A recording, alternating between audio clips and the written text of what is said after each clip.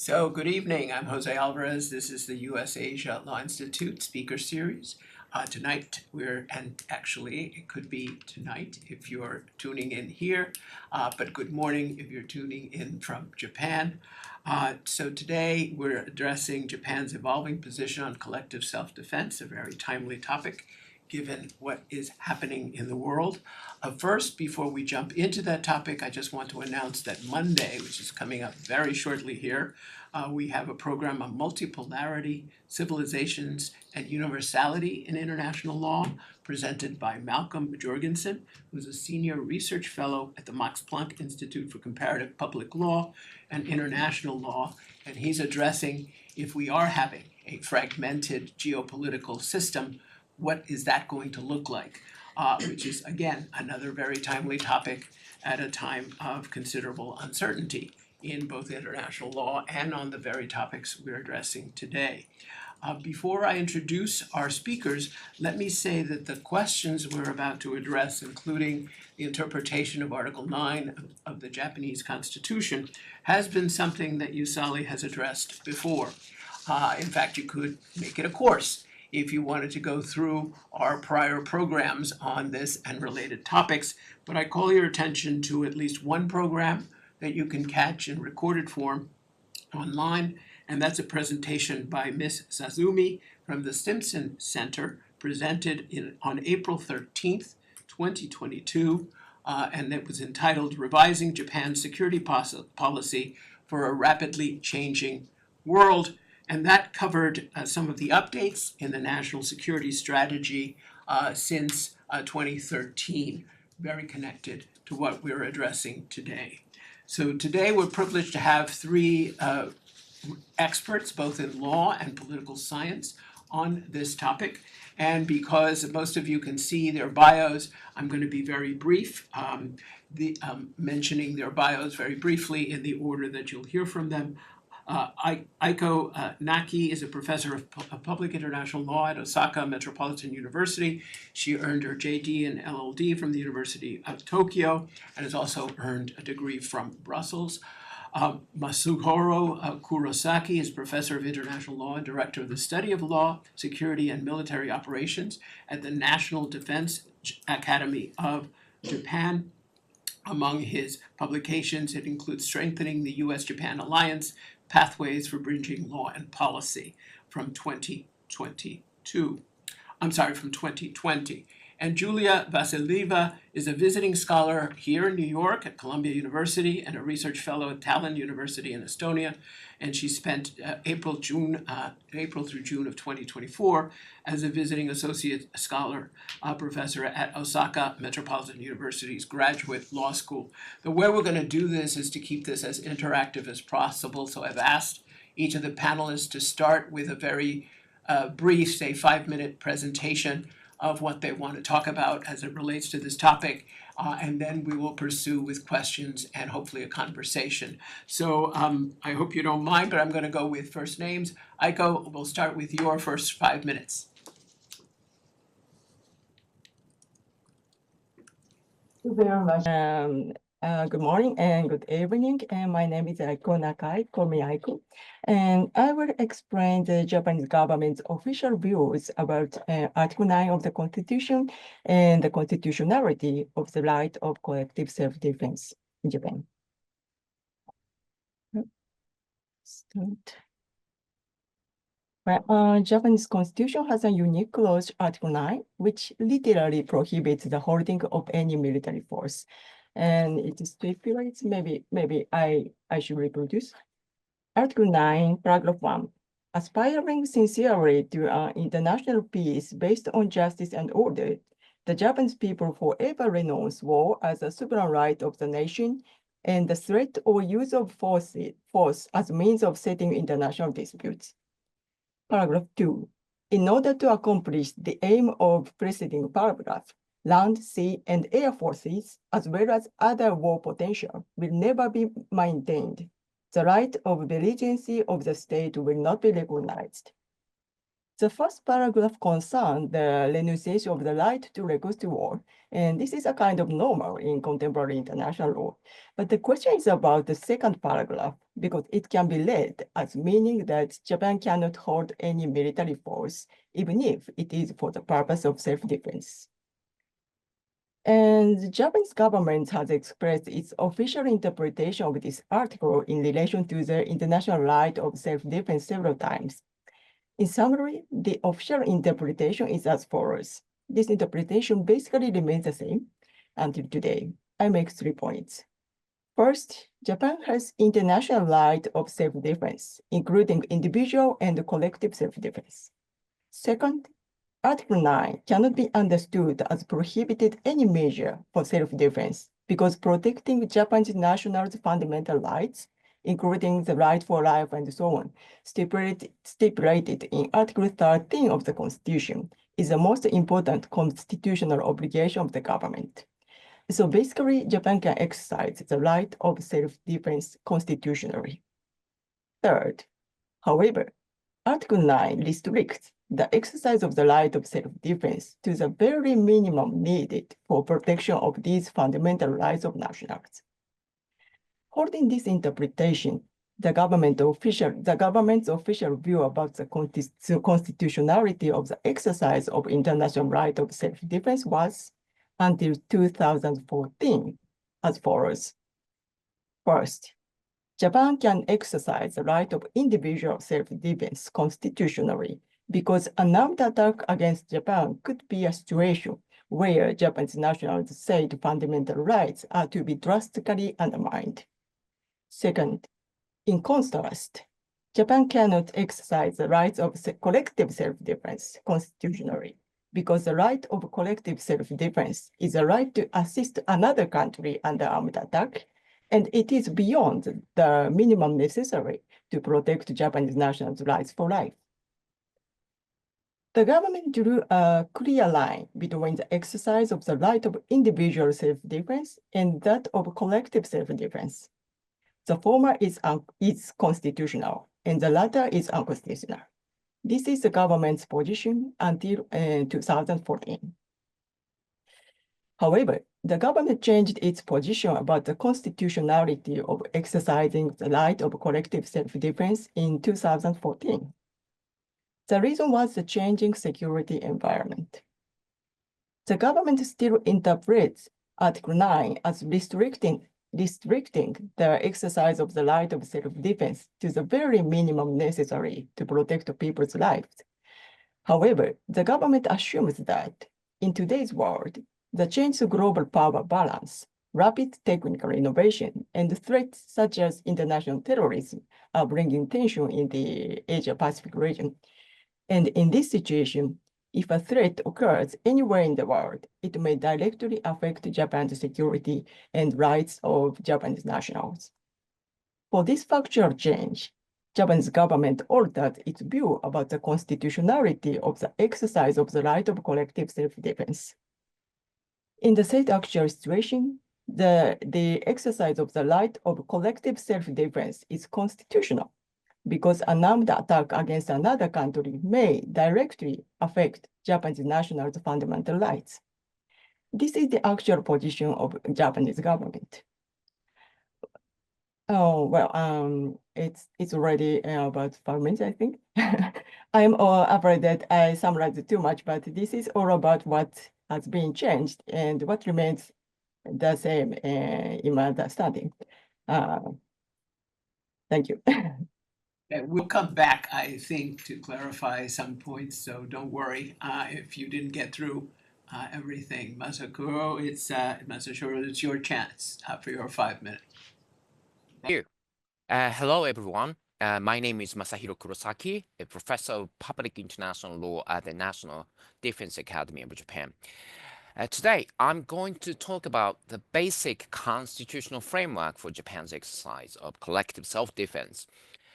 The Japanese constitution limits Japan's use of armed force to the case of national self-defense, irrespective of international legal constraints. And the armed force being used in this case must be, as Professor Nakai said, minimum necessary to defend Japan. So whatever the purpose, and whether individual or collective, Japan's use of minimum necessary force in self-defense must absolutely be linked to the defense of Japan. For this reason, the Japanese government's view on the constitutional constraints on the use of force had long been that the Japanese constitution permitted only the use of armed force to defend the territory and the population of Japan alone, meaning that Japan's exercise of an international legal right to collective self-defense of other states was unconstitutional, as it exceeded the constitutional principle of minimum necessary force to defend Japan. However, the recent dramatic changes in the circumstances surrounding Japan's security environment, particularly with the rise of China in mind, compelled Japan to reinterpret the constitutional principle of minimum necessary force to lift the ban on collective self-defense to a limited extent in order to strengthen mutual military cooperation with the United States, and I think depending on future developments, other partner countries as well. And it goes without saying, but in accordance with international jurisprudence by the ICJ in the Nicaragua case, the declaration of an armed attack and request for assistance by an attacked state are necessary preconditions for collective self-defense, on top of the requirements for the right to individual self-defense. But even if Japan satisfied this international legal standard, domestic legal requirements deriving from the minimum necessary force principle under the Constitution constrain Japan's involvement in collective self-defense operations. So here I would like to highlight two of the most relevant requirements under the Constitution. First, to qualify for collective self-defense, an armed attack situation against a foreign state must simultaneously pose an existential crisis or survival-threatening situation to Japan. This is because of the dictates of the minimum necessary force principle to defend Japan, which means Japan's use of force in every form of self-defense must be linked to the defense of Japan, even in case of collective self-defense of other countries. And the foreign state in question is expected to be I quote, a country which shares a common interest in responding to an armed attack from outside as a common danger, and expresses the intention to do so jointly with Japan. And this, the examples of the existential crisis situation or survival-threatening situation for Japan's collective self-defense include armed attack against U.S. vessels transporting Japanese nationals, and armed attack against U.S. warships conducting ballistic missile surveillance in the vicinity of Japan, or armed attack against Guam, where the U.S. military bases critical for Japan's security in East Asia are located. And second, the constitutional principle of minimum necessary force further matters in the context of geographical limitations on overseas deployment of Japan's self-defense force. The government's position has been that Japan's use of force in any territory of another state exceeds the minimum force restriction, even if that territorial state consents. The Japanese government has emphasized that it maintains this stance while it adopts a new policy on collective self-defense. That said, the Japanese government has also suggested some exceptions to this limitation, one of which is a surgical missile strike on an enemy base overseas. In the government's view, it could be lawful if the alternative would be boots on the ground. That's the exception to geographical limitations on the Constitution. But anyway, as briefly stated above, even if Japan's right to collective self-defense is recognized as an inherent right under international law, the Japanese Constitution only allows limited exercise of the rights under these requirements at the on the constitutional plane. So alliance and partner states that expect Japan to use military force in collective self-defense need to take these constitutional constraints into consideration when formulating their security policies or strategies. That ends my remarks. Thank you very much. Fascinating. It's very interesting to an international lawyer to hear additional requirements apart from those of proportionality, necessity, and so forth. I may follow up with both of you because I didn't hear anything about minimum necessary requirements as suggesting that certain types of weapons are barred. I heard lots of descriptions of the situations, but I'm curious about ICBMs, I'm curious about weapons of mass destruction, nuclear weapons, aircraft carriers, bombers, etc., or whether that aspect is not how Japan thinks of the limits on Article 9. Well, now we go to Julia Veselova, who's approaching it not strictly from Article 9, but from different strategic relationships. So Julia, your 5 minutes. Yes, thank you very much. So as the first two speakers kind of explained the legal landscape, maybe I'll go more into the implications of what all of this means in terms of Japan's partnerships and security partnerships.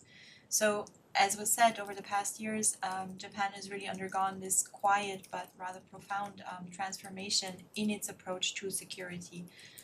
For decades, Article 9 of the Japanese Constitution symbolized the country's pacifist identity, but especially after 2022, we've seen a shift, not through formal constitutional change, but through reinterpretation, policy evolution, and sort of this gradual redefinition of what peace entails.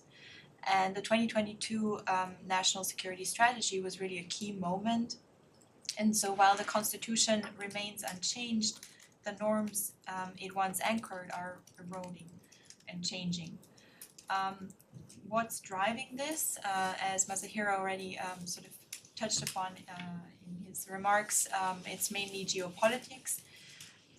Japan finds itself in an increasingly contested Indo-Pacific region. So we have, of course, the risk from North Korea, the risk of a Taiwan crisis, Chinese assertiveness in East and South China Seas that have triggered a recalibration. But equally important is also the domestic and international political context. So these moves being framed not as an aggression, but as a responsible contribution to collective security, especially within the Japanese alliance with the US, but also growing cooperation with Europe, the EU, and NATO. And these shifts raise key legal questions for international law, but also for the future of Article 9. And legal reinterpretation has allowed Japan to stay formally within the bounds of the Constitution while acting in a way that sort of almost challenges it in spirit. And we're witnessing this sort of norm change, norm erosion, which is really a phenomenon that has global relevance in terms of how Japan will maybe see security cooperations in the future. As we put also in the article which I co-authored with Professor Nakai last year, inspired by Masahiro's work, Japan is a key player and a Western security partner in East Asia. So next to the important partnership with the US, collaboration with European partners is becoming increasingly important, and in addressing shared security challenges and promoting regional stability. And it's important to follow these dynamics shaping Japan's security policy and its implications for international security cooperation. And as we said also in the article, Japan is really aiming to find a balance between peacefulness and its pacifist identity, and on the one hand, and on the other hand, the need for security and defense cooperation in the changing global environment. Thank you. Implicit in those remarks is a question that I open up for all of you to think about, or at least tell me what you know, which is, what do we know about the public in Japan, public polling or other indications? Are they at one side of the pacifist identity or on the other side with respect to strategic alliances? But I leave that to any of you to comment as we proceed. But going back to Aiko, I guess the question that comes up, since you followed, you started with Article 9, and it's what I gather is a changing interpretation. I gather that changing interpretation occurred not through any kind of formal amendment, not through any kind of Supreme Court interpretation or reinterpretation, but through different national security strategies issued formally. We have them in the United States as well, that interpreted that. And I guess, what should we make of that? Or do you think that it would be better to actually have a different approach to periodic interpretations or reinterpretations of Article 9? Should this be done in another way? Should it actually require formal amendment, or would that make it more or less stable? So I toss it back to you, Aiko, on those questions.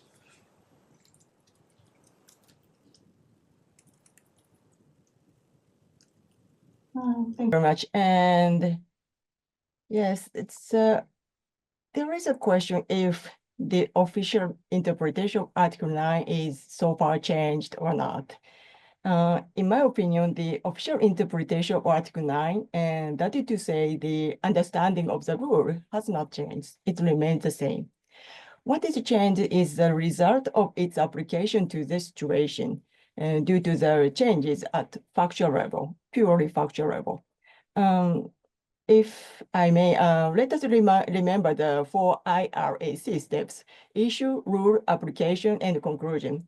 The change occurs only at the application step and therefore in the conclusion. Nothing in the previous step concerning the determination or identification of the rule has changed.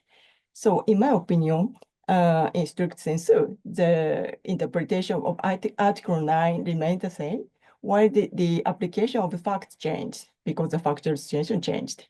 So the Japanese government's view about the constitutionality of exercising right of collective self-defense change according to the change of the situation. That is my understanding.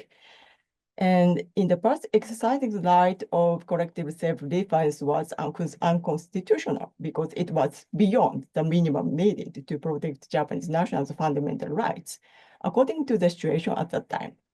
Then now the situation has changed, and in the actual international environment, the exercise of collective self-defense is constitutional because it is within range of what is minimally needed to protect people's fundamental rights, such as the right to life.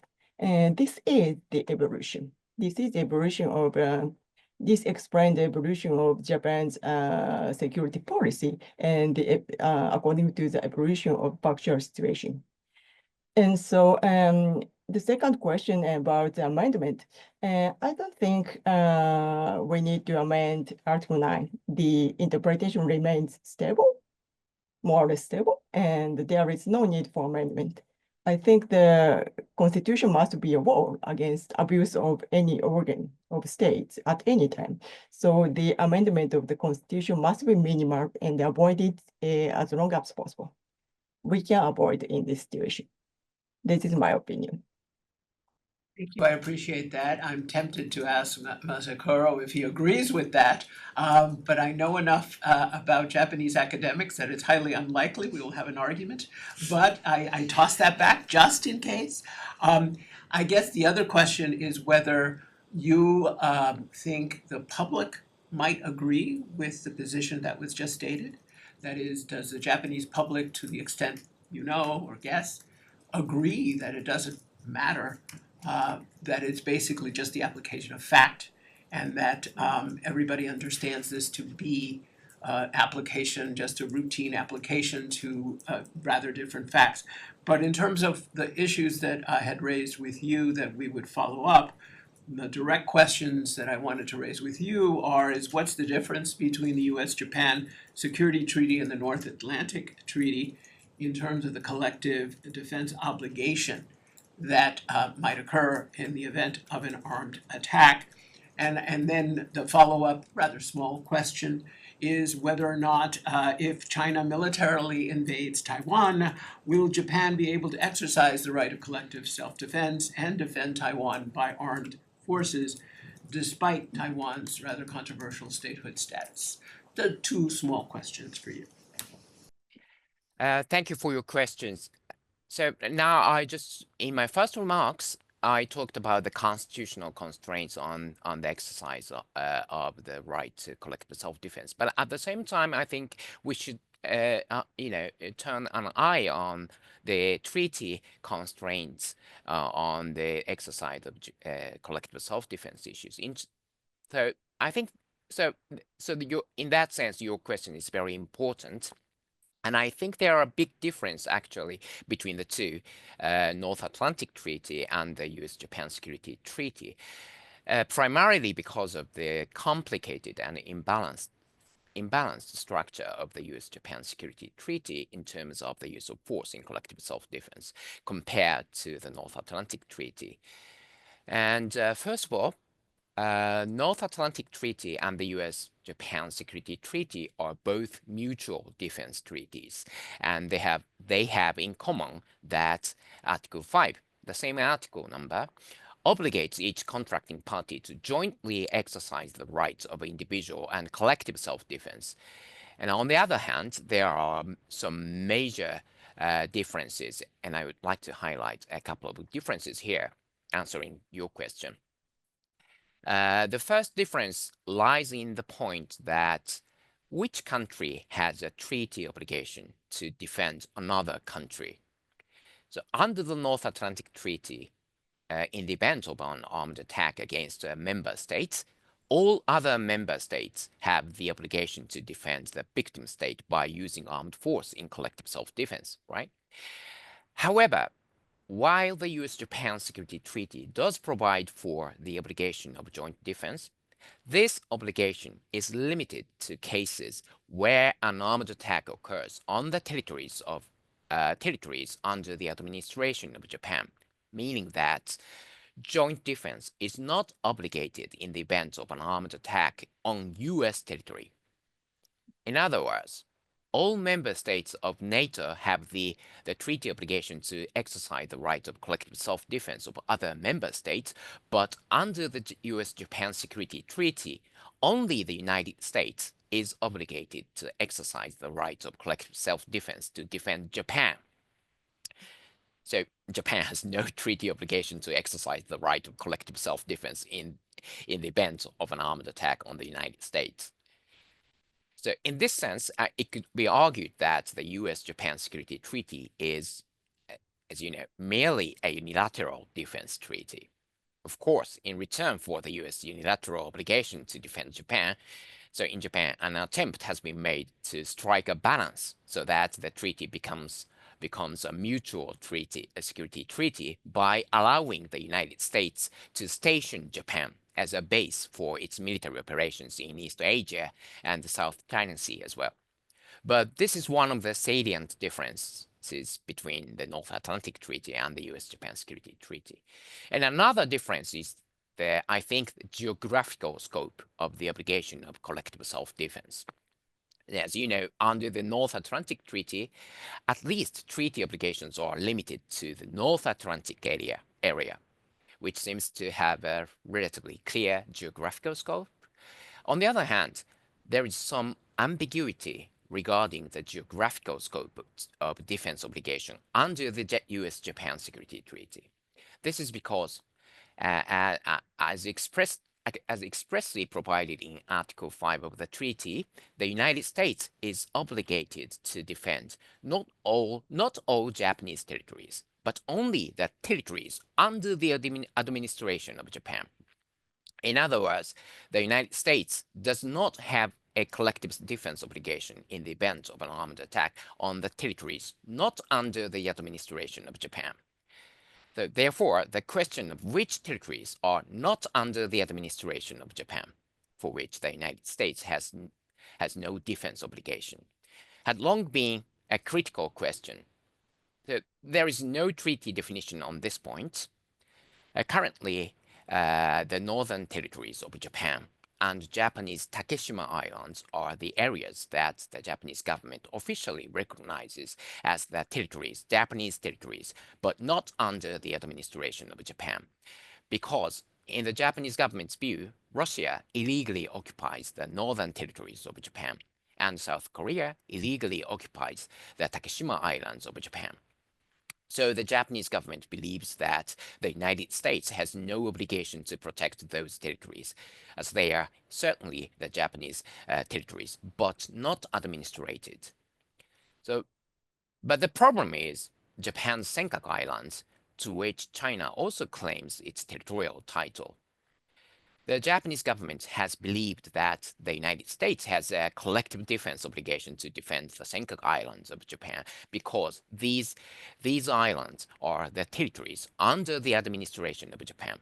But the United States had long avoided supporting this view, presumably due to its policy of strategic ambiguity toward China. So if I understand it, it was not until the Obama administration that the United States has officially recognized that the Senkaku Islands are the territories under the administration of Japan in the sense of the US-Japan Security Treaty, and that the United States, therefore, has an obligation to defend those islands in the event of an armed attack. That said, as you can guess, there is no guarantee that the United States will continue to interpret it this way.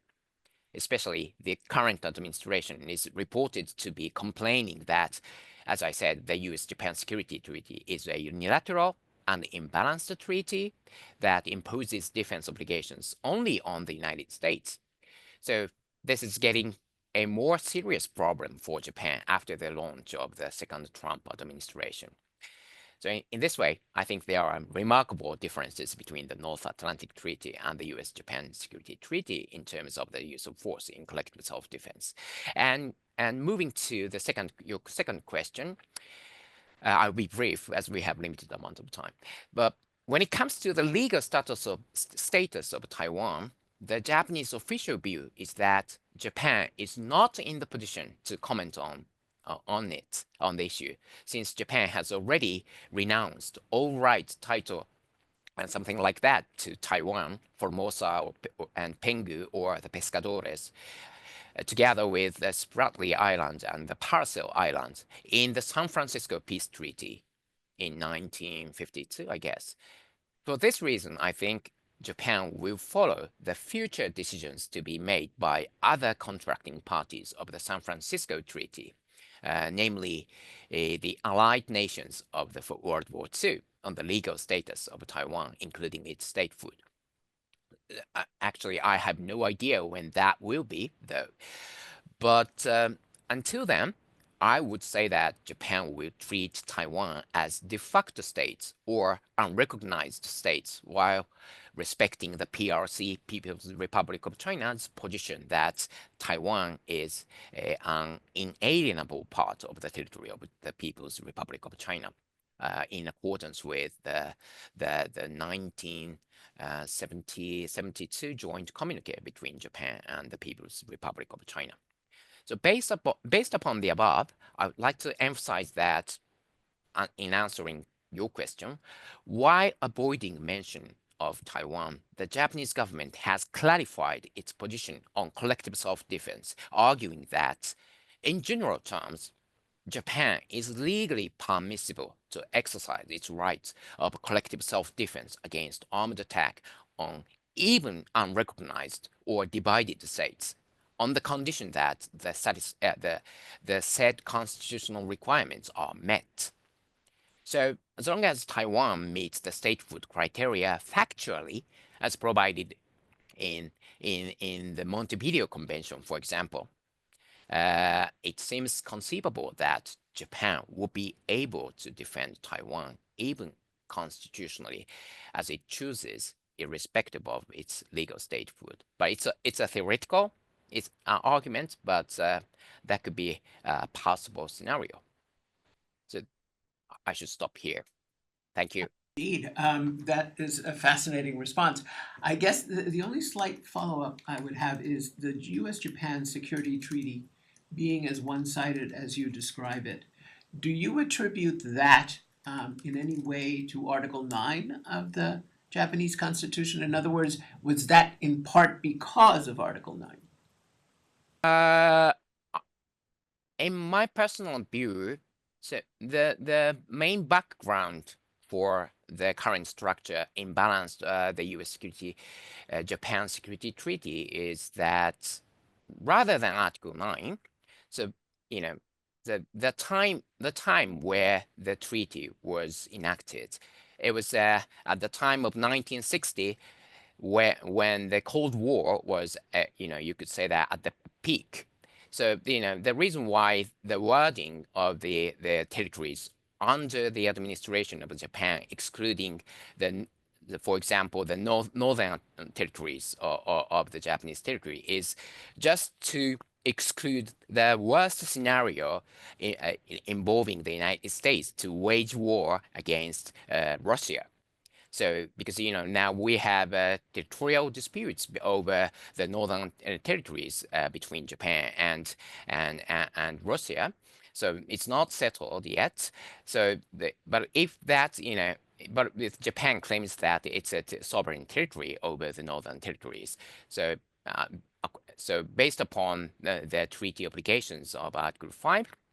So if Japan insists that it's the Japanese territories, so the United States has a legal duty to defend Japan. If that happens, the United States has to respond to the armed attack on those territories. But I think it's different from the Article 9 situations of the Constitution. So rather, international or political or a U.S. diplomatic policy background that comes into play in the treaty applications of the United States in terms of the using armed force in collective self-defense of Japan. So that's my view.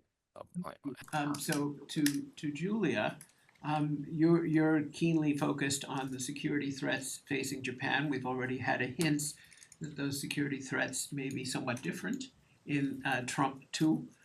So what are the most pressing security threats for Japan, and how do you see the Japan-European security cooperation evolving in light of those threats?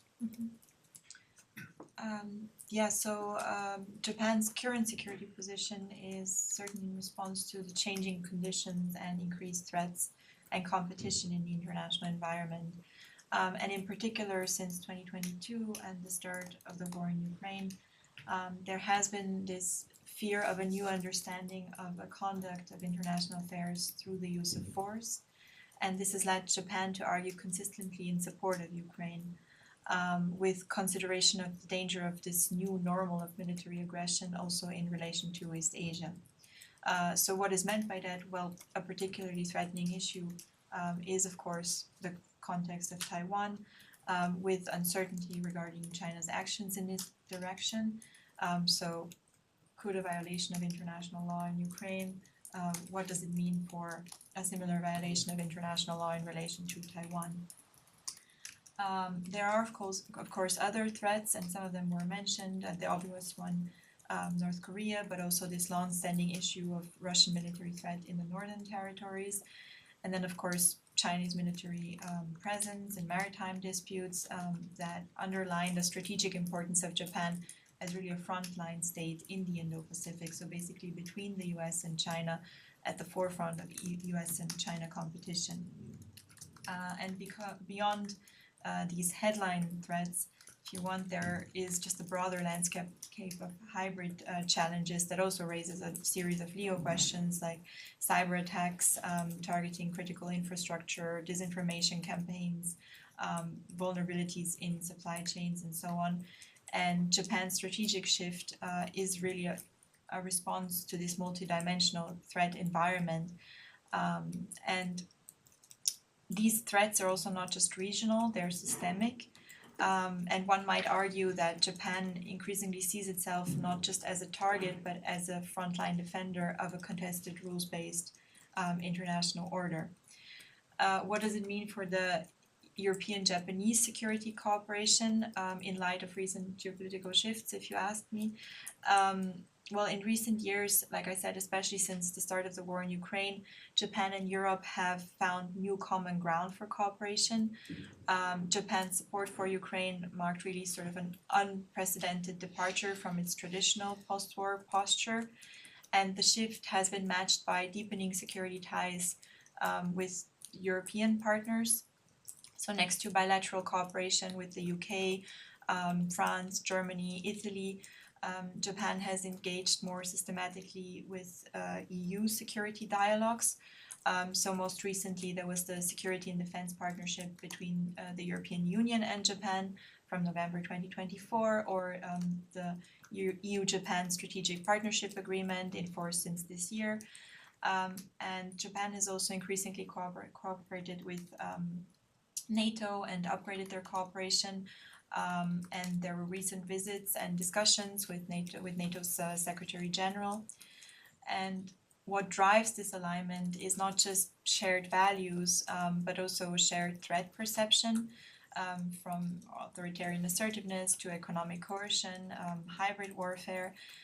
Over the past years, Europe has increasingly seen the Indo-Pacific security as interlinked with its own. And Japan is positioning itself as a credible and proactive partner on the global stage in this regard. I think the key question now is if Europe has increasingly to act to defend its own security, meaning potentially with reduced US support, how much capacity will it have to engage with a geographically distant partner like Japan?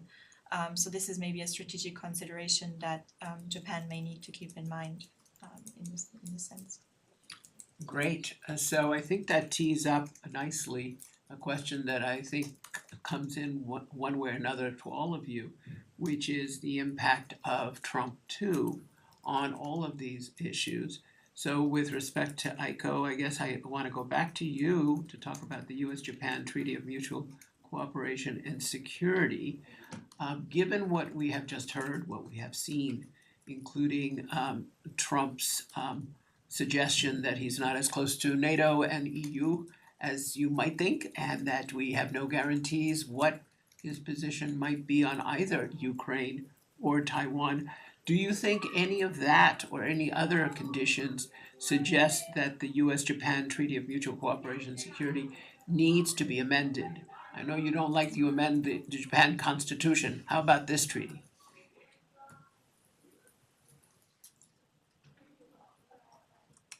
Thank you very much. About that treaty, it is connected to a previous question to Masahiro, I think.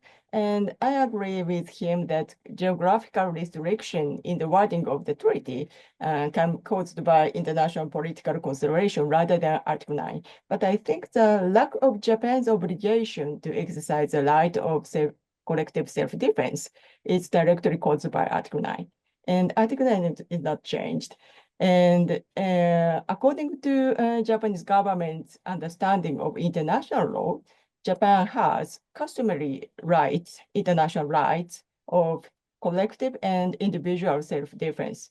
So we have rights.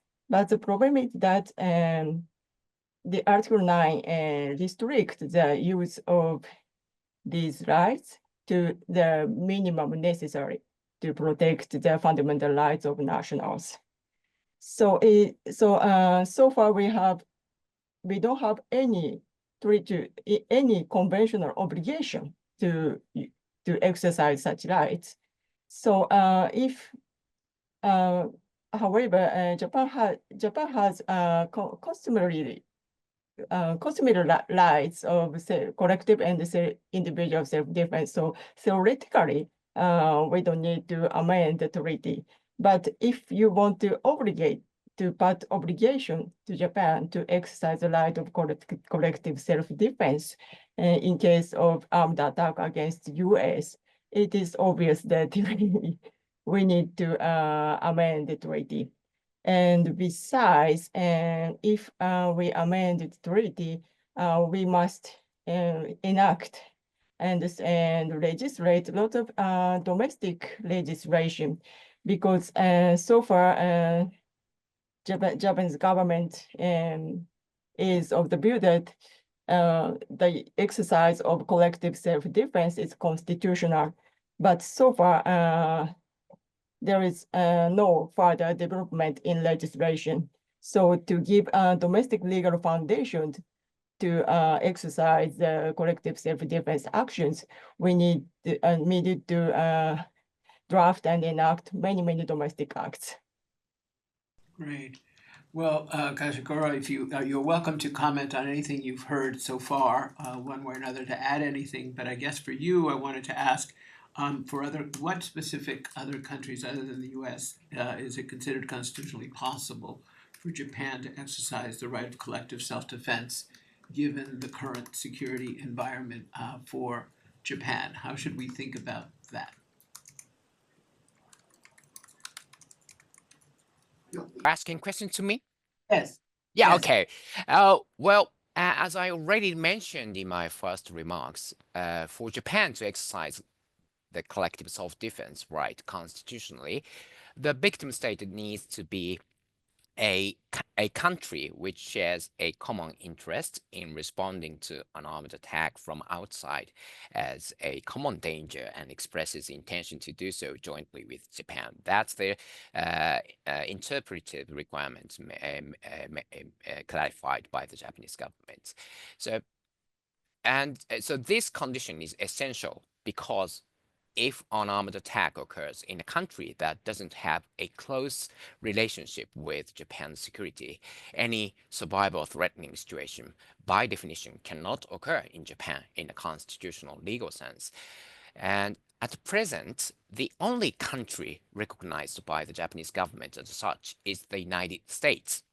So it goes without saying, but given the fact that the United States makes an indispensable contribution to Japan's security through the US-Japan Security Treaty, Japan can choose to exercise the right of collective self-defense constitutionally, even without a treaty obligation. So as rightly mentioned by Professor Nakai, so I agree with her in that point. So also you could say that Japan might exercise the rights of collective self-defense with Australia and the Philippines due to recent developments in closer military cooperation, as well as a shared interest in securing maritime interests in the South China Sea.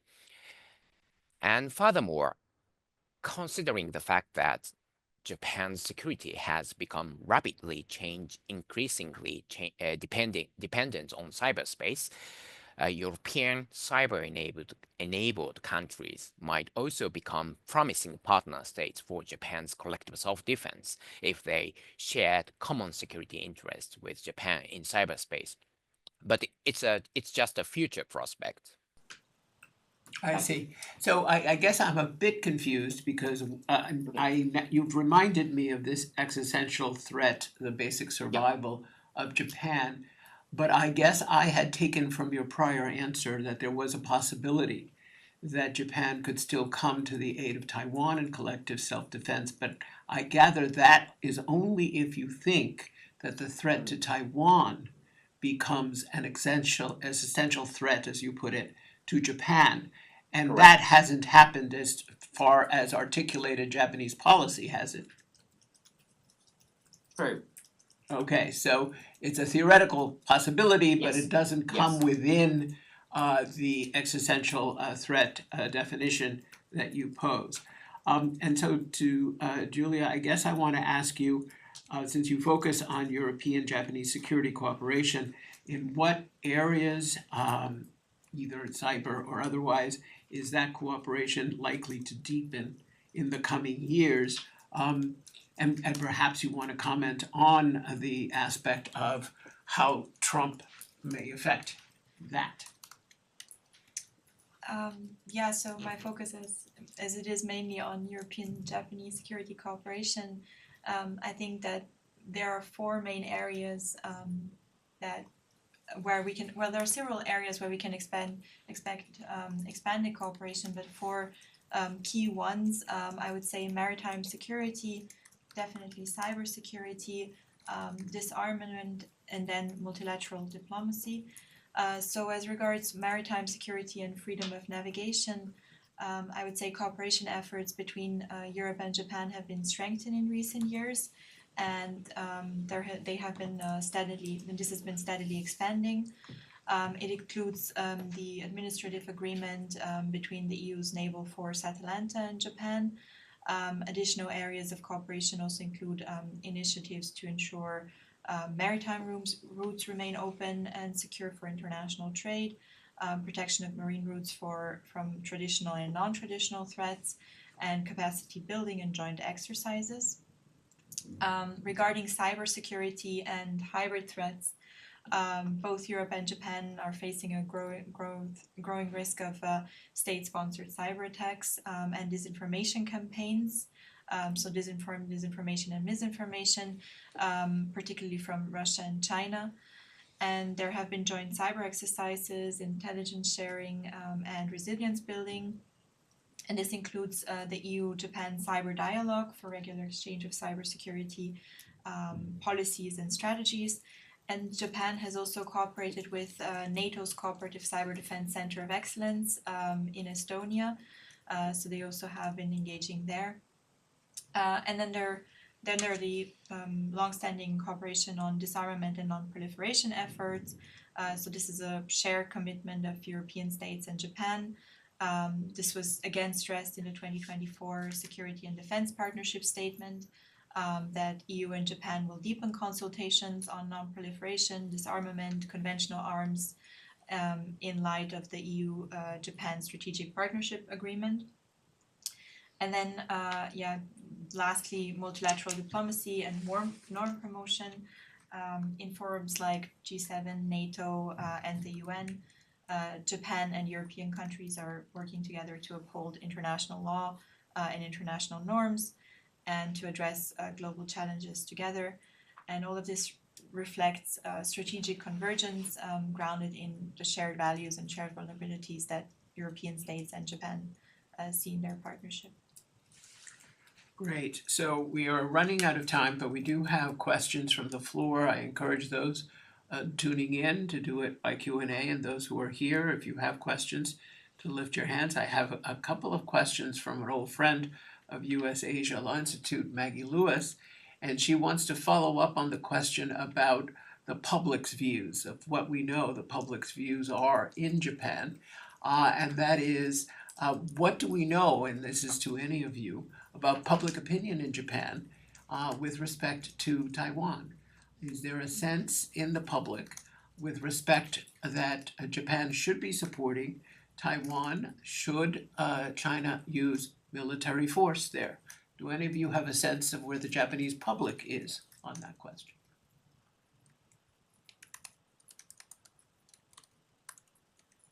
Well, Very much. I can't, of course, I cannot generalize the public views. But of course, there is a split of views over to what extent Japan should, assist Taiwan, and if that's the case, how Japan should do that.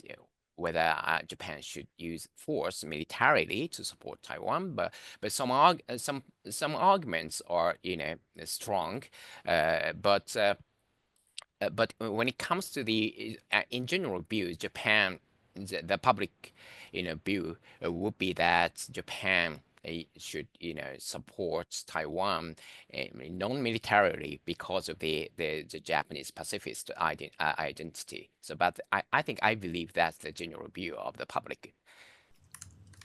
okay. Anyone here want to? Yes, please. Yeah, it sort of relates again to the public engagement. So,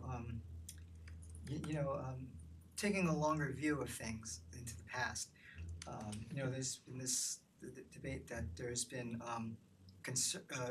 not much public discussion, but that conservatives have been slicing the salami on questions of policy, the J-tie and Article 9.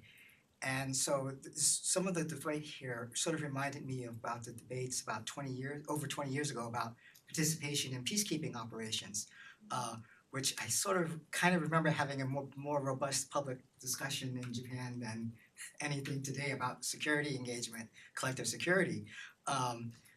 So I wonder if anyone would just comment about if they have any, can they draw any parallels or anything with the debate over 20 years ago about participation in peacekeeping operations. So did everybody on Zoom hear that? I don't know if you heard that, Kaneshiro Aiko. Did you hear that question, or do you want me to repeat it? And that is, there was an abundant public discussion in Japan about participating in US peacekeeping operations some 20 years ago. Is that still an active discussion? If not, why isn't it?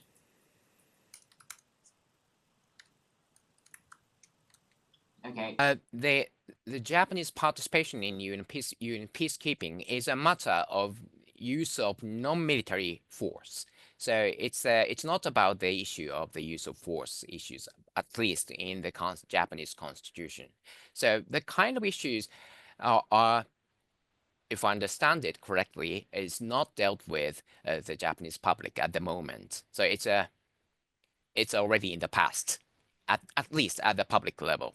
So the public interest, Japanese public interest, lies in to what extent Japan can use military force in responding the current security environment surrounding Japan, such as cyber operations against cyber attack from outside Japan. So that kind of things are the main topic and main public concerns among the Japanese public, rather than the peacekeeping operations in using. Just to remind me, because I actually don't know, does the Japanese government operate in UN peacekeeping operations? And we all know that there's civilian components, there are all sorts of components, but do the Japanese just contribute financially, or do they actually contribute not non-militarily, but to peacekeeping operations?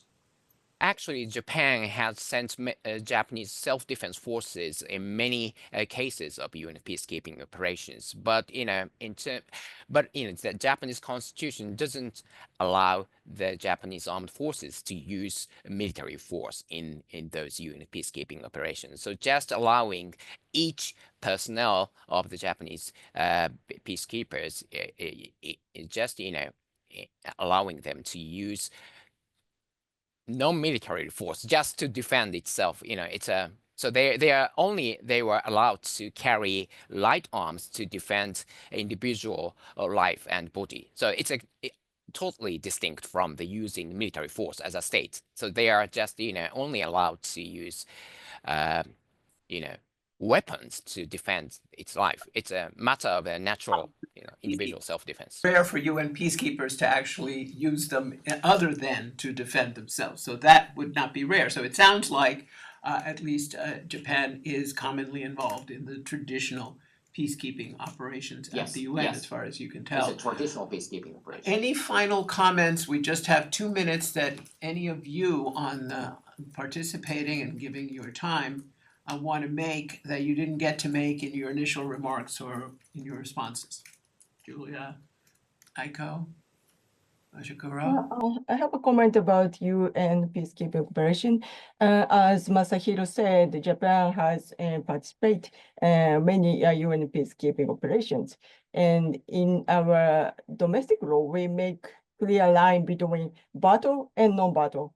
And we send military persons, but we don't use force and aside to defend individual life and of himself.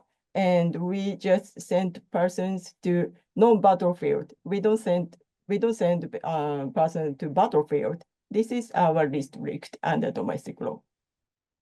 I appreciate that clarification. Well, thank you all, and thank you those who are listening in. As usual, this will be recorded and will be available for later viewing. And do hope to see some of you on April 28th, next Monday, for the program with Malcolm Jorgensen. Thank you all. Good night or good morning.